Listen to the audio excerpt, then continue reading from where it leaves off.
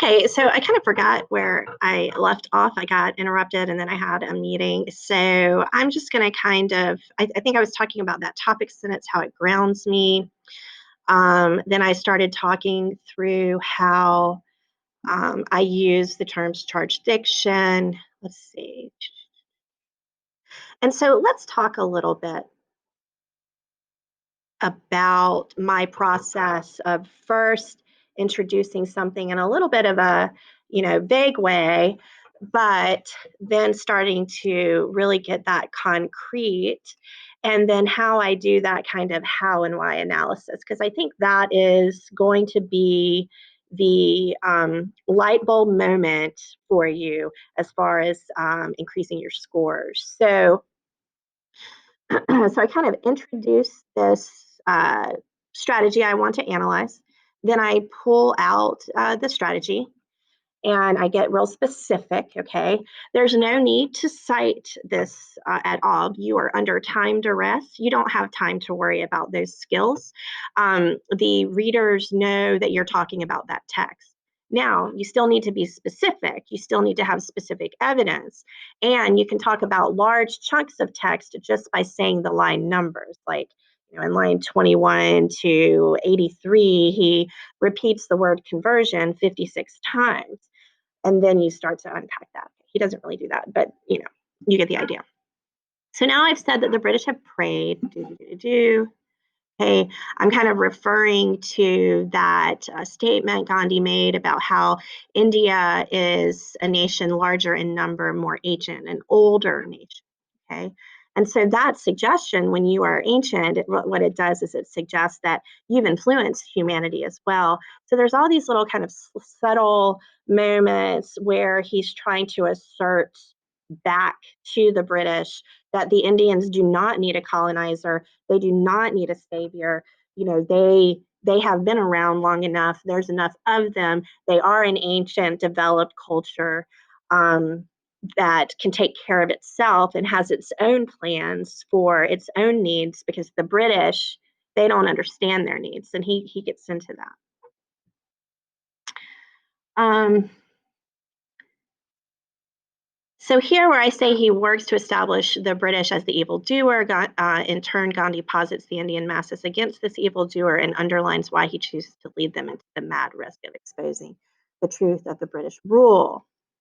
So here I'm kind of talking a little bit about why. I'm really starting to flesh out why. Sometimes as I'm writing and my points, I have to get there. I have to kind of logically build to it.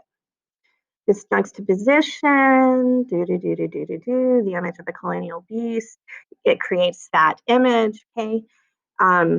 Gandhi's ultimate goal is to convert the entire relationship between the two nations. The concept of conversion and servitude receive a large amount of attention from Gandhi here because he is working to achieve two things: emphasize the inhumane treatment heaped upon the Indian nation, as well as juxtapose a more peaceful vision of serving one another against that of blah.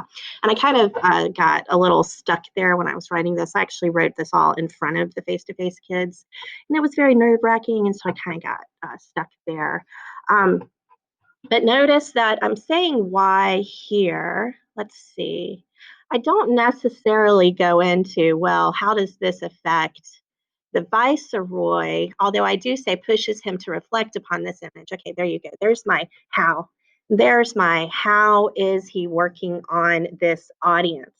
Now, of course, if you have an indirect audience, you become the audience. So you really tune in when you're reading to those moments where you're really reflecting, it's very complex, you're being pushed to consider something, or is there a moment where you kind of get emotional? It pushes you to really, consider something from an emotional standpoint.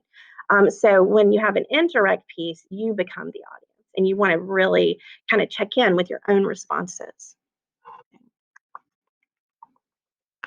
Let's see. So the concept of conversion and servitude. Okay, now here, so I go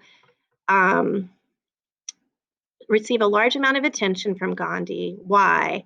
Because he is working to achieve two things. He's working to emphasize inhumane treatment as well as juxtapose a more peaceful vision against that. Okay. Then I continue to talk about conversion, Gandhi's definition of conversion as it relates serves to awaken, so here's my how, in the Viceroy a clear sense that the non cooperation movement most definitely will reveal to the world that the British are evil. He wants the Viceroy to sit with this idea for a minute. What would happen if the world were to see his beloved country as an evil one that exploits the poor? And I could get a little clearer, I might say the poor of the Indian nation. Um, and so, just so you know, I built all of this around just the first two paragraphs. So, I'm working hard to kind of unpack the meaning in that first section here. And when I decide to move to my second paragraph, then I'm going to be working to unpack that meaning, but as I kind of conclude this, I can transition to that meaning and I can start to make those connections between how these strategies are interacting with one another. And I'm always trying to do that anyway. And that's going to lead to that sophistication point as well. You have to be able to pull it off, but if you do, you get the sophistication point. Um, Additionally, the servitude Gandhi offers appeals to a sense of nationalism in the viceroy, pushing him to consider the benefits of the two countries working together. Once they move into a relationship of serving one another equally, the stain of the previous maltreatment can be healed by visions of the two nations working together.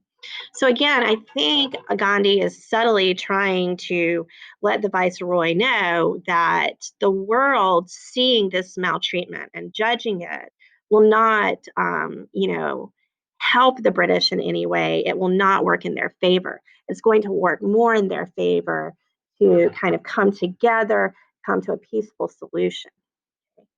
And so now that he has to do all this to then move into the case for the actual nonviolent movement itself and what it's going to achieve. So I just wanted to show you a little bit of how to start this, how to move through chronologically, how to do that, how and why. All right. Thanks so much.